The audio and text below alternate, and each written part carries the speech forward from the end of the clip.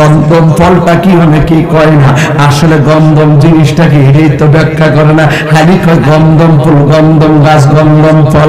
এই গন্ধম ফলটা দুনিয়ার মধ্যে আসেনি রে বাবা, থাকলে কোন দেশে আছে, রংটা কেমন এটা ওদি কয় না। তবে দেখি কি করা যায়। এবার বলতেছেন তোমরা যদি ওই গাছের কাছে যাইবা ওয়া ফাতাকুনা মিনাজ জালিমিন, তোমরা জালিমদের অন্তর্ভুক্ত হয়ে যাবে।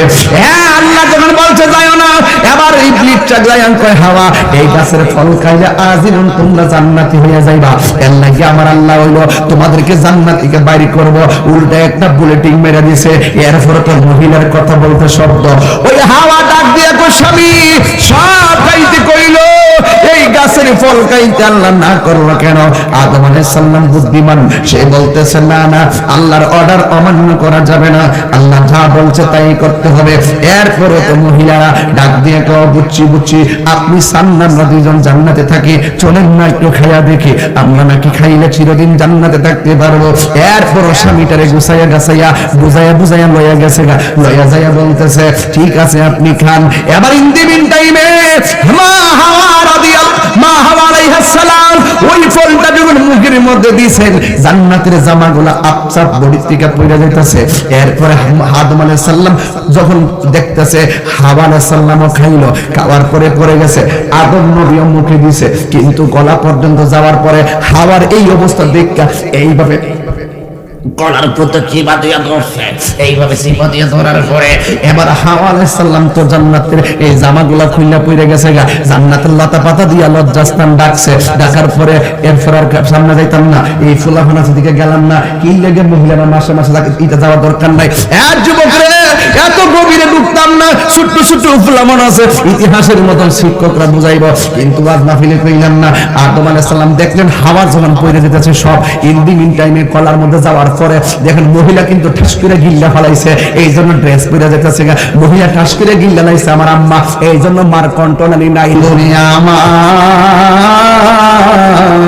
এবার আদম আলাইহিস সালাতু ওয়াস সালাম ডাক দিয়া কে আল্লাহ, আমার বন্ধু নবী উসিলায় আমি আদম সৃষ্টি, তুমি সব সৃষ্টি করলা, ফেরেশতারা নবীর রূপ দেখবে, নবীর নূর দেখবে, আমি আদম দেখতাম না, এটা হতে পারে না।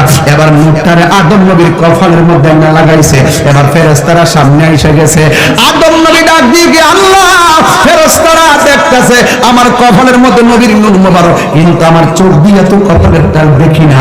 আপনারা বলেন তো দেখি, চোখ দিয়ে কি ভুল দেখা যায়? দেখা যায়? চোখ দিয়ে দুটো দেখা যায় না।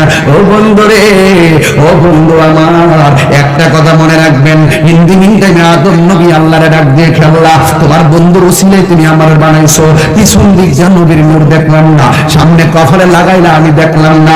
আল্লাহ ডাক দিয়ে আদম তুমি দেখবা, তোমার সামনের দুইটা নখ তোমার চোখের সামনে রাখো, দুইটা নখ এমনি সামনে রাখলেন, আমার আল্লাহ রাব্বুল আলামিন ওই নখ দুইটারে আয়না বানায় দিছে। জোরে জোরে কি আল্লাহু আকবার জোরে বলা যাবে না? হ্যাঁ বন্ধু, ও বন্ধু রে, তোমার চেহারা এত দামি, তোমার এত চেহারা দামি, তোমার চেহারা এত কিছু ব্যবহার করো, এত সুন্দর চেহারাটা দেখতে গেলে আয়নার প্রয়োজন হয়, অথচ আয়নাটার দাম একবারে কম। এই আয়নাটা দেখলে তুমি বুঝবা তুমি কত সুন্দর।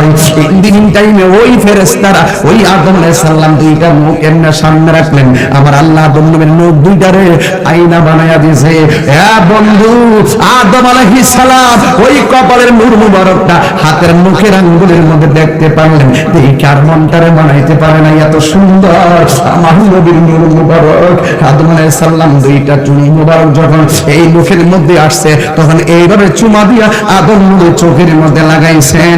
এই জন্য আযানে ইকামাতে যখন নবীর নাম শুনি, এই কথাটা যখন আমার নবী হযরতে আবু বকর সিদ্দিক রাদিয়াল্লাহু তাআলা আনহুর সামনে বলছিলেন, ওই মুহূর্তে মসজিদে আযান হয়েছে, আমার নবীর নামটা শুনে এইভাবে চুমা দিল।